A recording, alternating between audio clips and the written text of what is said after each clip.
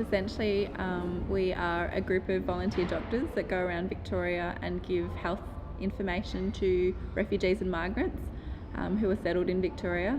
At the moment, as you said, so we have quite a diverse range of communities that we reach at the moment. So they're from sort of Sudanese background, Kurdish, the Horn of Africa, so Afghanistani, so quite varied, but at the moment we don't actually have any connections with any Asian communities, and the reason for that is just because we've gone through refugee organisations. So a lot of the work that we do is in partnership with the Brotherhood of St Lawrence, with Spectrum Migrant Resource Centre, so it's whoever they've been servicing that we've been catering for at this stage. We have recently developed a new relationship with New Hope Foundation, which is a very Burmese based. So we hope to definitely work with Vietnamese communities, but we really focus on developing the right partnerships first. So I was fortunate enough a couple of years ago to get a HOCMI scholarship. So I did a medical elective I think it was a final year medical student in Vietnam. I worked at the National Paediatrics Hospital in Hanoi.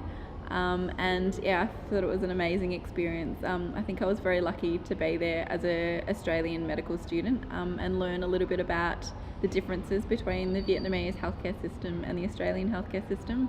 I think I learnt that we were very lucky in Australia, and that indeed I think sometimes we take for granted what we have in Australia.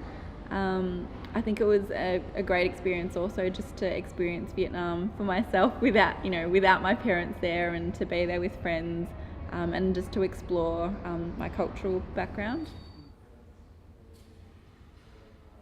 I have family in South Vietnam, so every time I go it's very family orientated and very emotional, and I love my family back in Vietnam.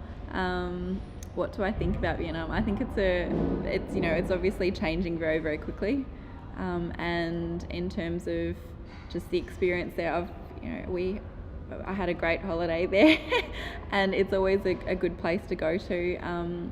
Me and my husband actually travelled through Vietnam, so we travelled from the south to the north, and we even went up to Sapa and sort of did a lot of exploring. So I think Vietnam always reminds me that living in Australia and being Australian is a very privileged thing to be. When I was in Vietnam at the paediatrics hospital, I made a lot of connections and a lot of friends, and at the time I was a medical student, and I thought I was actually going to work maybe in paediatrics, maybe in adult medicine.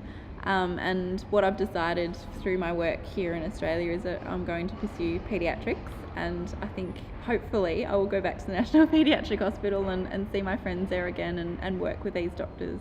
So I would love to, but we'll see.